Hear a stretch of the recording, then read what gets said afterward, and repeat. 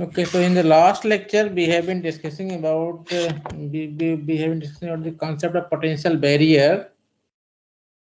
So we saw that there is a kind of there could be a scenario in which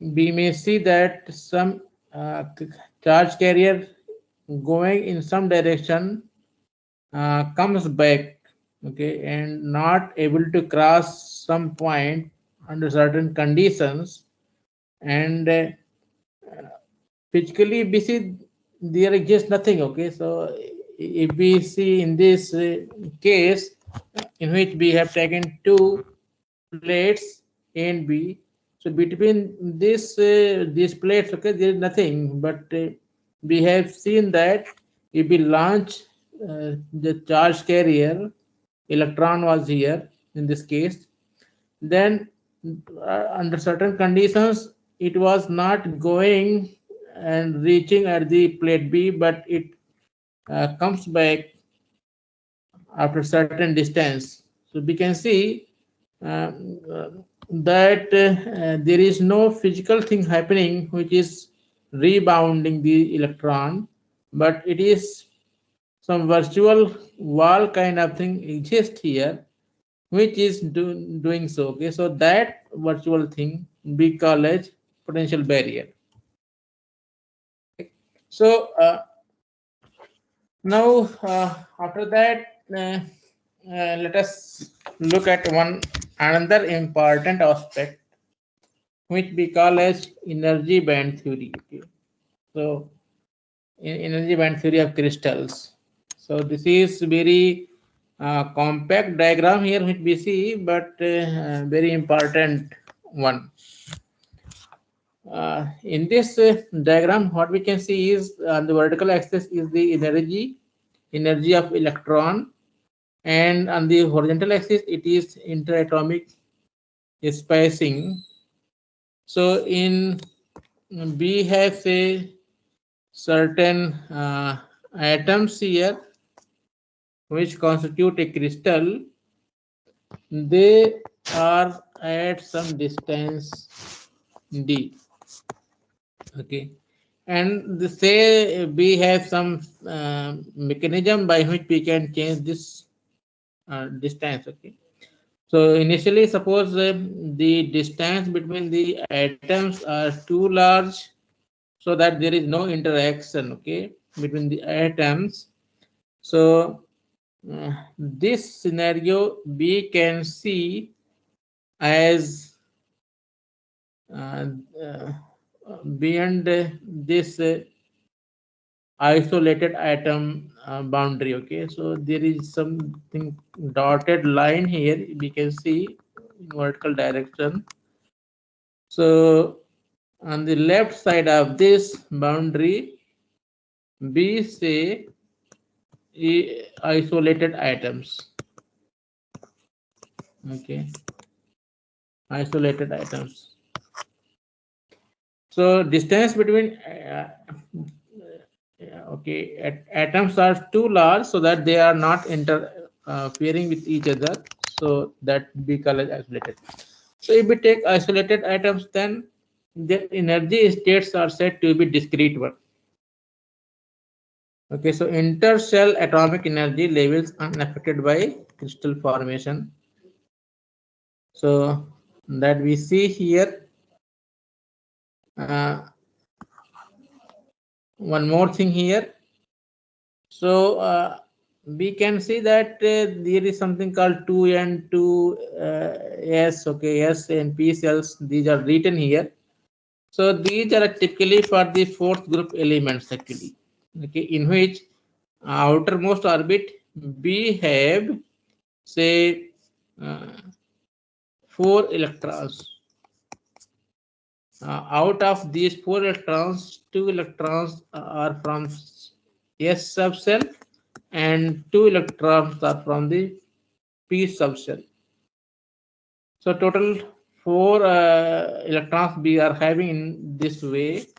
And if we look at the configuration of these electrons, then in the S subcell it is fully filled, whereas in the P subcell, if we look at, then we have Px, Py, Pz sub, okay,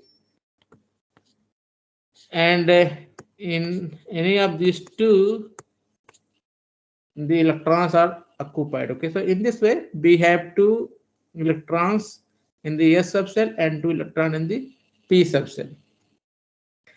So total 4 electrons are there. But if we look at energy states, okay, how many energy states are there? So energy states will be count here. So two energy states are corresponding to S subcell, and we can see that 6 electrons at most can be occupied here in this P subcells. Okay, so 2 in each after pairing, so 6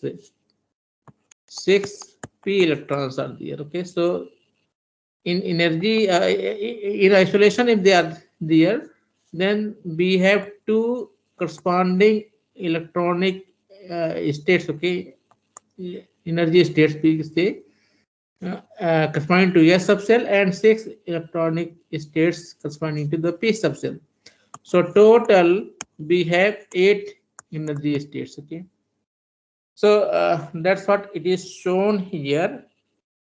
So above one, this is showing the outermost orbit situation over here. Okay, so in the outermost orbit we have 2n number of S electrons, and there is 2n number of energy states. If we assume that we are having an atoms system, okay, if we assume that we are having an atom system, then one atom is having 2 electrons, so n atoms will be having 2 times n electrons. So is the case for the states here. States means energy states here, which just we talked about. So 2n times s electrons, 2n yes electrons are there, and 2n states are there. Similarly, we have 2n times 2 times n p electrons, p subcell electrons, and we have 6 times n energy states. Okay, so 6 times n energy states just we have seen. So if they are in isolation, we have discrete energy states corresponding to each of these. Now this is the case when the atoms are in isolation, they are not interacting with each other, the distance is quite large. Suppose somehow we are narrowing the distance between the atoms. Okay, so if it happens so, then they start interacting with each other, and Pauli exclusion law states that no two electrons can have the same energy states. So when okay, so when the atoms starts interacting, then the number of electrons are actually which are interacting with each other, that increase. Okay, in isolation there was no problem. Okay, each of these electrons have this identical energy states. Okay, corresponding to the different atoms. Okay, suppose we are talking about, say, p subcell electrons. Okay, so 2 electrons are there here. So each of the atoms in this crystal, in which separation is quite large, we will see that each of the atoms have the identical energy states corresponding to each the electrons, even the s subcell electrons also. Okay, so That's what it is shown here. Seeing single energy states, we can see corresponding to this.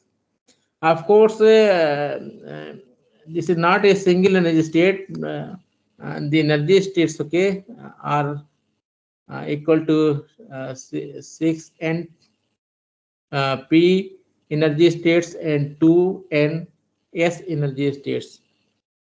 But because they are lying at the same value, so they are actually seen to be coinciding each other. Okay.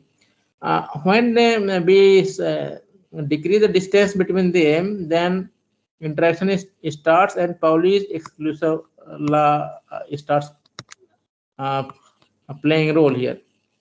That says that no two electrons can have the same atomic quantum number. Okay, so that is energy state. So what happens slowly the interfering electron energy states starts splitting. Okay, so we say energy states splitting. Okay, so energy states split. So that each of the electrons have unique energy states.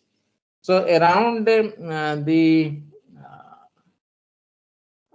initial energy states, this splitting starts equally up and down to this value here as we decrease the interatomic distance. So as the interatomic distance is decreased, okay, so this energy state splitting starts.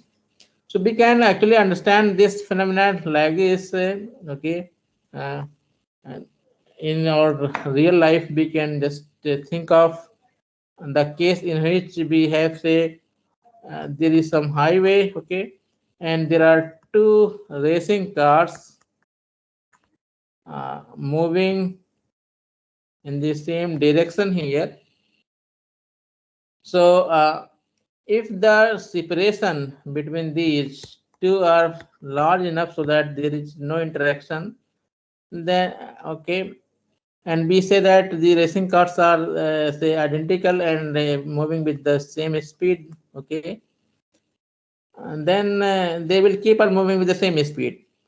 But suppose with all conditions of the so that these racing cars seem to be identical and moving also with the same velocity initially, and if the interatomic distance if the distance between these two cars are decreased so that they they start interacting with each other. How the interaction could be like this? And there may be, say, air pressure. Okay, okay. Suppose the racing car is front racing car. Okay, suppose the number here, racing car 1 and 2. If one is going here, so it is, we see that it is facing, so all the air in front of it. Okay, so air resistance could be seen to be present, and there could be some other things also. Uh, but in the behind the racing car, if we see, then we will see that air pressure, okay, here may be decrease. Okay, from the law of physics, we know. So what may happen because of these kind of situation happening, and if the distance between these two cars are small enough so that the second car comes into the influence of this, then we will see that even though they initially started with the identical speeds, later on, after the this interaction here, the speeds are not going to remain the same. They will actually change to some say v1 and v2 values. Okay, so it may appear that one of the car has speed up and another car will seem to retard. Okay, so, means retard means smaller speed, and another will have a little higher speed. So this may happen. Okay, so similarly in our exactly the same thing may not be happening here in our case of the atom systems, but similar things may happen, and because of that energy splitting takes place. So here we say that the velocity was changed to some two different values, and here in our case the energy is going to change at two different levels. Okay, so that we call as energy splitting. So energy splitting happens, keep happening. Okay, and more electrons actually starts interacting as we decrease the interatomic distance. Okay, so more energy states we can see to appear. Okay, uh, here which are closely spaced but have unique value here. So it is not like that energy states are changed here, because we have say n atoms here, so only six n energy states we have here, assuming that only outermost orbit is interacting. If we assume that the intercell atomic energy states also interact here, then these energy states may increase also. Okay, depending on the same thing. So due to energy splitting here, we see that the energy is these energies from both end. Okay, both subcells at some point of time. Okay, at some particular distance, actually will become merged here, and we will see no distinction between the energy states of the p subcells and the energy states of the s subcell. So what will happen? That electrons of the p subcell and electrons of the n subcell uh, uh, actually uh, act uh, together. Okay, and it appears as if there is 4n number of electrons which are occupying out of an 8 number of energy states. So it happens here.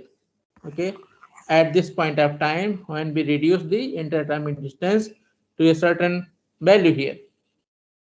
So due to this here, and because of the nature of the electrons, that the electrons are going to occupy the lower energy states as compared to the higher energy states. So most of the lower energy states, okay, and they are going to be filled, and high energy states will remain unfilled.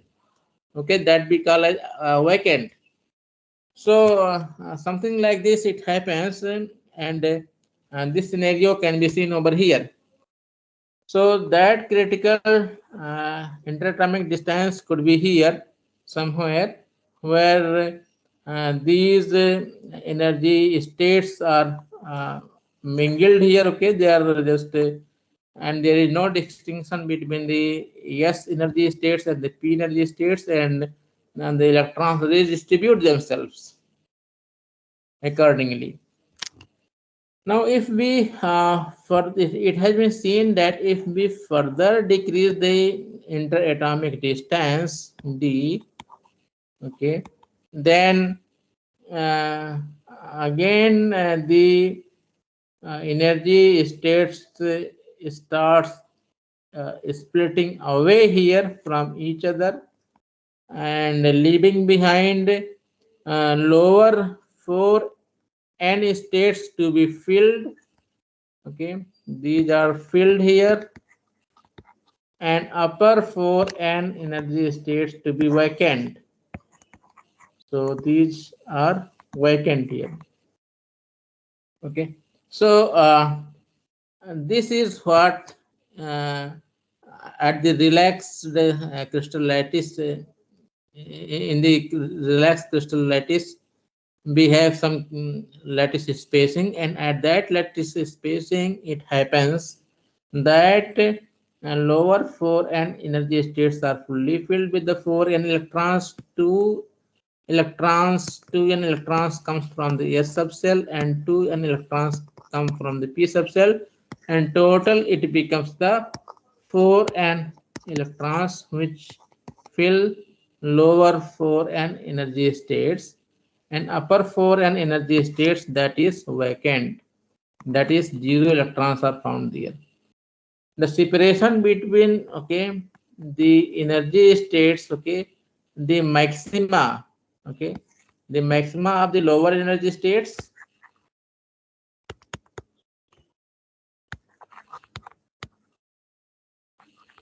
and the minima of the upper energy states. Okay, the separation between these, this is called something as energy band gap.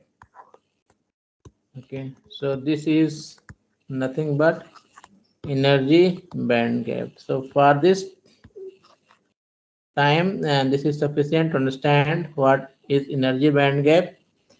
So energy band gap is the difference between energies of these two bands here. Why this is called band is in the starting we are having the discrete energy states. Okay, here this was discrete energy state, but as we reduce the interatomic distance, the splitting of the energy happened here, and we don't have now a discrete energy but a band of energy. Okay, so that's why now we have a kind of pool of energy states, band of energy states. So now this is very clearly seen that the lower energy 4n energy states that is fully filled, and upper 4n energy states that are fully vacant with 0 electrons. So these two have got the different names, and the lower energy band is widely known as valence band, and upper energy band that is widely known as conduction band. So in general, the difference between the minima of the conduction band, that is also called conduction band edge. Conduction band edge, and represented by EC generally, and similarly we have valence energy band edge, that is represented by EV. The difference between EC and EV, this is called as energy band gap, easy. Okay, so now if we want to make the add this crystal lattice spacing, this happens here, and to make the electrons appear in the higher energy states, we need to supply energy to these electrons so that they can jump and come into the conduction band. Once the electron appear in the conduction band, that is very loosely bound to the native atom, and it is said that it is available to move freely within the crystal. Okay, so within the crystal it is moving, it is not going to leave the crystal anyway. So this is the simplest way possible to explain the energy band theory of crystals here, without going in much of the mathematical details. For mathematical details, if one is interested, then one can look at something called as chronic Penny model. Okay, and something called as EK diagram from there. So chronic Penny model is based on the Schrodinger's wave equation. So one can solve the Schrodinger's wave equation in single dimension.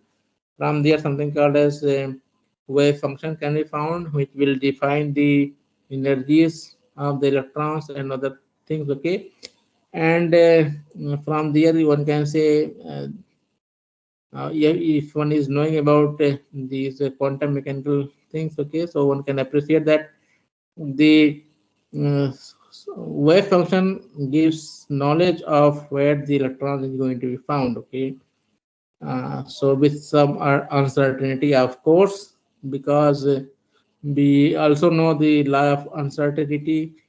Okay, so with certainty it cannot be found where the electrons is exactly going to be found, but there is some probability that it will be found in some region, and from there one can have the EK diagram to appear, and from there one can also define the energy band, energy band gap. Okay, so that is more sophisticated and more involved mathematics, but here it works, okay, for us. So far, what we have just seen that there is energy state splitting, okay, of the 2s and 2p outermost most subcells, and at the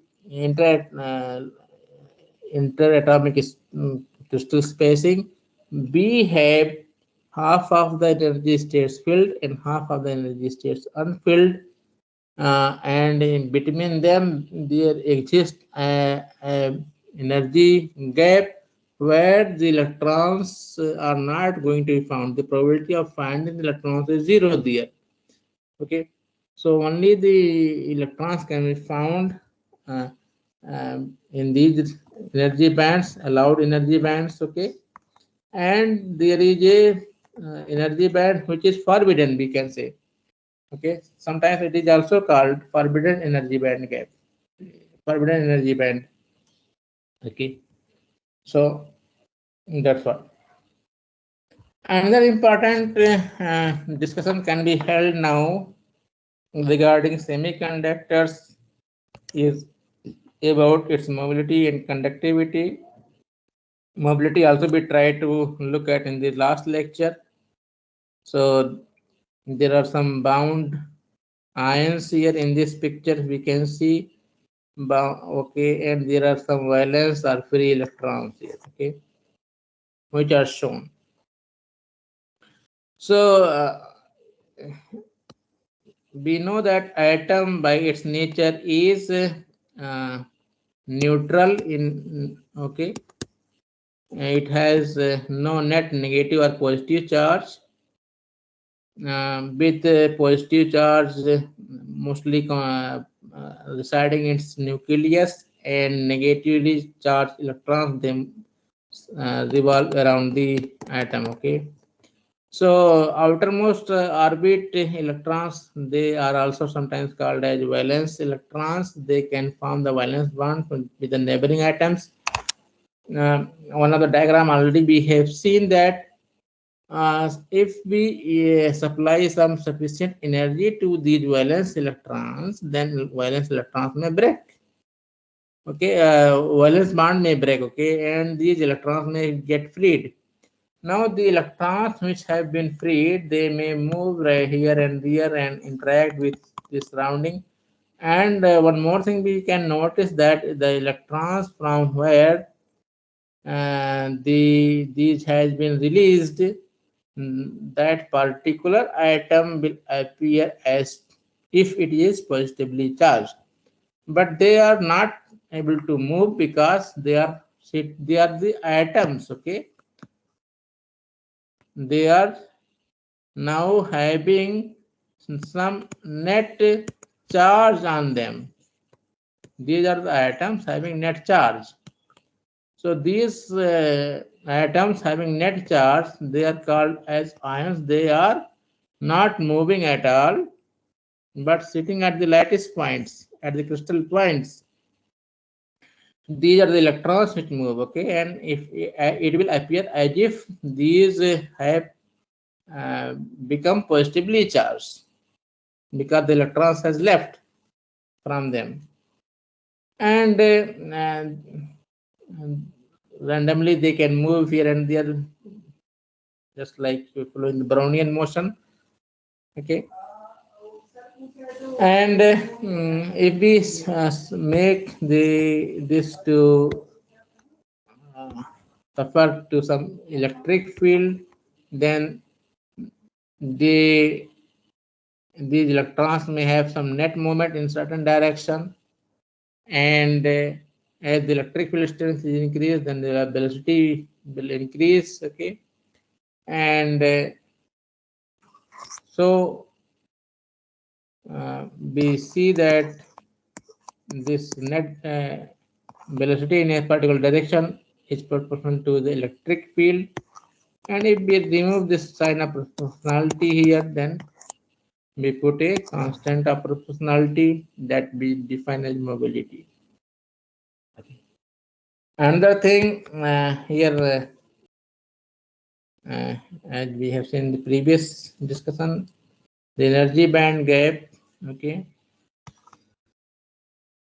It should be mentioned earlier, okay, but I think due to some animation problem, okay, it came later. Anyway, so energy band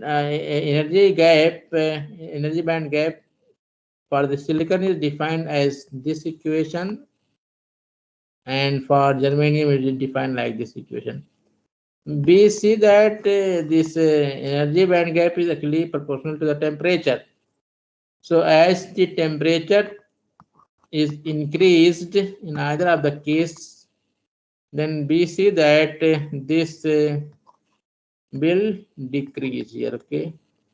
So at higher temperature, the energy band gap reduces, and it is easy for the electrons to move from the valence band to the conduction band.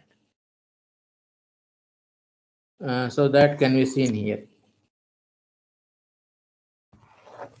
Another concept which will be used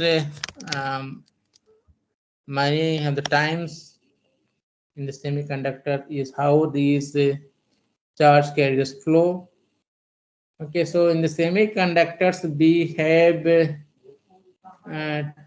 two types of carriers we will see, but this discussion is not limited to the not actually directly tackling that two charge carriers, but it is just assuming single charge carrier. So of course we can also say that it is not exactly the semiconductor, but this discussion is based on conductor.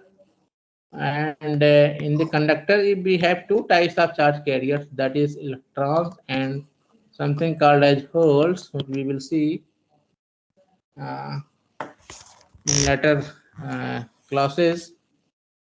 Then the total current will be due to the movement of electrons as well as holes here, okay.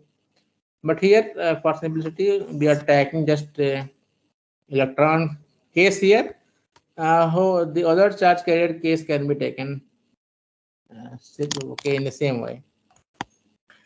So one is considering this wire here of cross section A and length L, and say there is n number of electrons into this present. One more thing here, suppose there is one electron at one end and it takes say t time to cross this electron across this length L, okay. So say electron takes t time to cross L length, okay. So we can say that the average speed is L upon T, that of this electron. So n electrons together multiplied by unit charge q will have n times q charge total, and in time t they all can cross length L. So average amount of charge crossing any cross-sectional area at any time can be given by this simple equation: I is equal to charge divided by time, nq upon t, and t here can be replaced by L upon V from this equation, in which we have just defined that V is equal to L upon T. So it is the same thing, which can be rewritten in this form. Now from this equation, if we define the current density is defined as current passing through unit cross-sectional area at a given time. So it is the current divided by the cross-sectional area through which the current is passing. So we can write this, we just substitute here in place of I this value here, and QB upon L, and then divide by A, we get this. Now in the denominator, if we look at this, then L times cross-sectional area. So this is nothing but the volume, okay, volume of this conductor.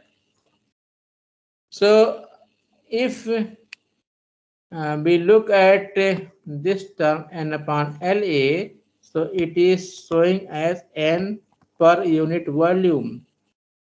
So number of electrons per unit volume, this is called as electron concentration and defined by small n. So now we can substitute for this n upon La. So we get this electron concentration multiplied by Q times V, and the term n times Q, this is nothing but the charge density. N is the electron concentration, and Q is the unit charge. So n times Q is the charge density. Okay, so that is defined by rho here. So this is charge density.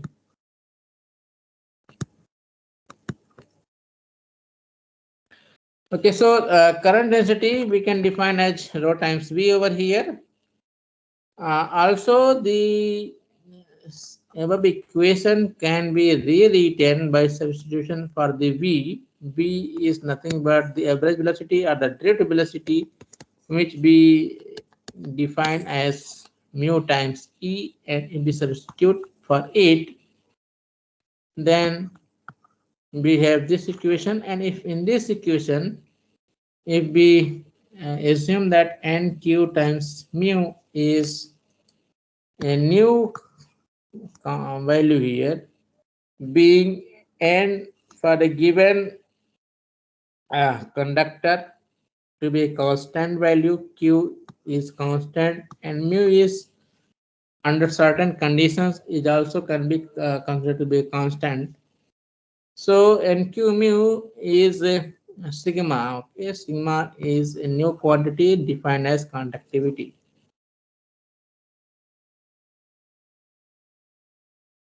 Okay, so we see in the conductor the charge density to be given by either in terms of the resistivity or in terms of the conductivity. So there are two. Now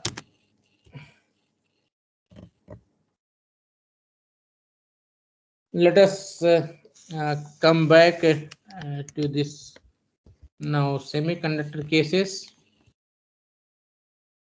So with this initial knowledge here, that what the transport properties, how the charge carriers are moving in the conductors, in the same way in the semiconductors also the carrier movement is there. Okay, so let us now look at this what are the types of carriers in conductors, carriers in the semiconductor. So what we saw here, at 0 degree Kelvin, okay, we have energy band gap which is almost 1.21 electron volt. Let us go back and see this value here, 1.2 electron volt here. Okay, this is actually in terms of electron volts, these energy band gaps.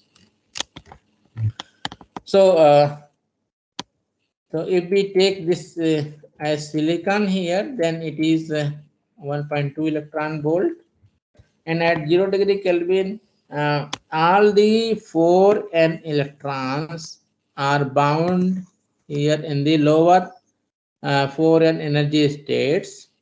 Now these are called valence energy band, and the electrons which are lying into this, these are called valence electrons.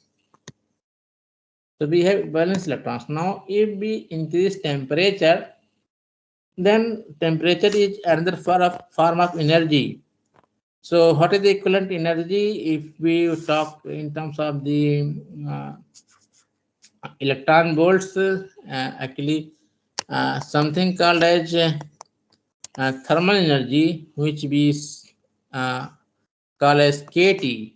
Okay, K is the Boltzmann constant and T is the temperature, absolute temperature in degree Kelvins. So this is the thermal energy, in the form of thermal energy we are giving, and this is equivalent to Q times B of electron. Okay, so Q times B, actually this is the energy of the electron. Okay, without sign. If we take the sign also, the electron is having the negative charge, so minus Q has to be put it here. Okay, so absolute value of the say energy we are taking here. So Q times a corresponding voltage we assume to be there. If we try to look at what is this equivalent voltage, then we can also write here if the equivalent voltage to this thermal energy is kT by Q.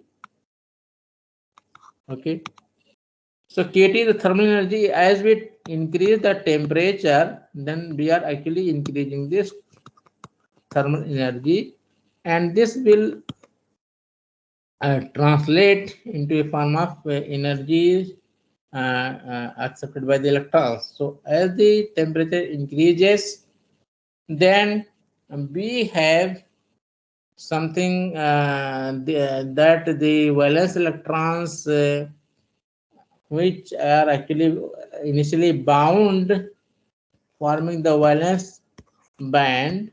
Okay, the electrons were forming the valence bond.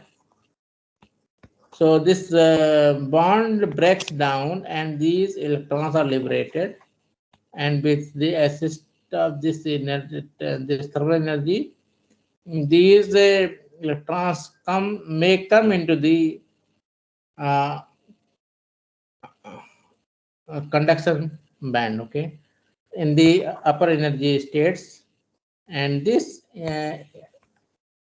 upper energy states has been called as conduction band. So electrons may appear into the conduction band in this way. In this process, okay, the electrons are coming from the valence band, leaving behind some vacant places here, okay. So the electrons has left some places, and those places have become vacant. Vacant means it is tending to accept the electrons. If suppose any electron somehow loses energy, maybe by the complex interaction with the like crystal, or by collision with another atom or electron or whatever it is, but we will see that in this electrical domain, we will see that there is rare physical collisions, okay, in natural way. So only complex interactions happen mostly. So they may lose energy, and they may actually come back and tend to occupy this vacant place. So suppose these electrons have left behind some vacant place. These are called vacancies, and its nature is accepting electrons, uh, because the electrons has left this place. This place appears as if it is positively charged, okay.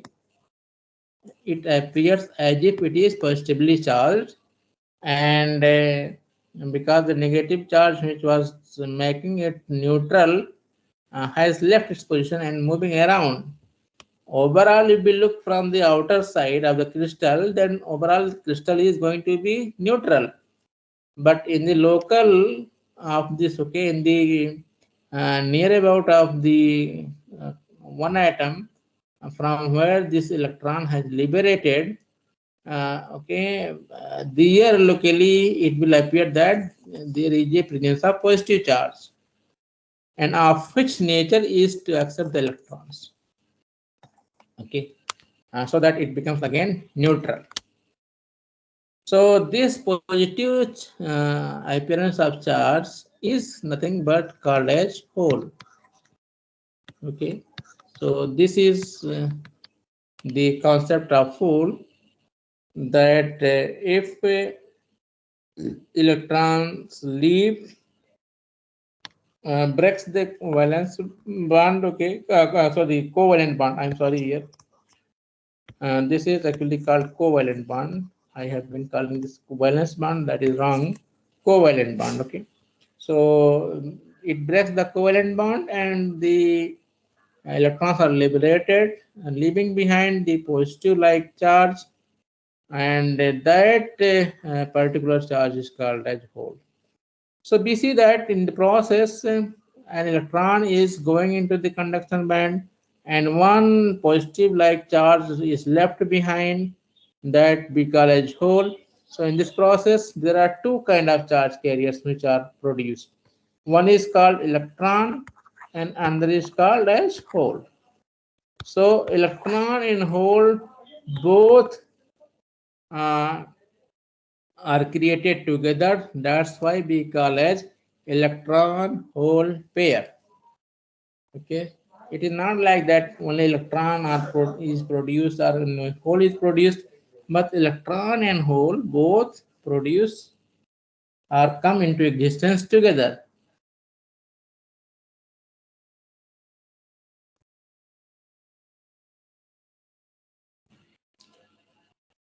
Already we have seen, okay, these things, okay. Just we can recap here that based on this energy band diagram, we have the insulators, semiconductors, and conductors. So in the insulator, the conduction band and valence band are far away. The energy band gap is quite large, whereas in the valence band, the conduction band and valence band are close to each other. The different values of the energy band gaps for different materials are given over here. Similarly, for conductors, if we look at the conduction band and valence band, okay, and these overlap actually. These overlap, and there is no clear energy band gap. Okay, so that's how we can have the conductors to be defined. Examples already we know these, okay. So now we are in a position to discuss about the semiconductors in more detail now. So in this semiconductor in its purest form is called as intrinsic semiconductor. Each of these are the silicon atoms here. Okay, each of the silicon atom is surrounded by 4 neighboring atoms. Okay, and there are 2 electrons here each, which form the covalent bond like this. Now if some excitation comes, okay, so the covalent bond may break down, electrons are liberated, and hole is created. Okay, so hole is here, electron is here. So that's what we have said, that electron hole pair is created. Okay. So concentration of the electron and concentration of hole are equal because electron hole pairs are generated here, and they are equal to some value Ni, that is called as intrinsic carrier concentration, Ni.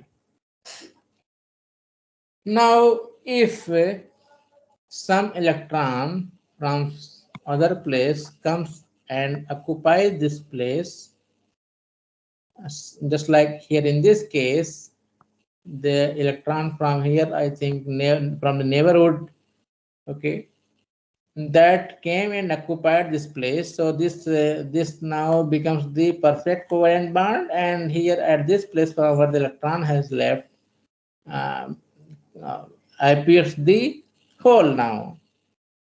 So in this kind of transition, we see that there is no electron hole pair generated. No extra electron hole pair is generated, okay. But what has happened in the process, that the location of the hole has changed. Okay, so electron was here, electron came here, made the covalent bond, and the hole from here came to this place like this. So electron hole, electron is moving, say from here right to left side, then hole appears to move from left side to the right side. So electron and hole, they move in the opposite direction, as we can see here. But in this here, there is no generation of electron hole pair. So in this way, the hole can move from one place to another place from nearby.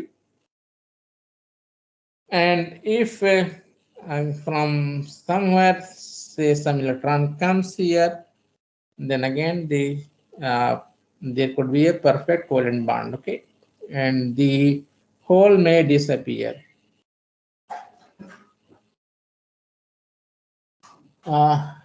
Another is extrinsic or impure semiconductor. We shall discuss about these, okay, in the next lecture. We shall stop here because we are also running out of time. So we stop over here. We will continue our discussion in the coming lectures. If you have any questions, we can discuss about that. Else, we can stop over here.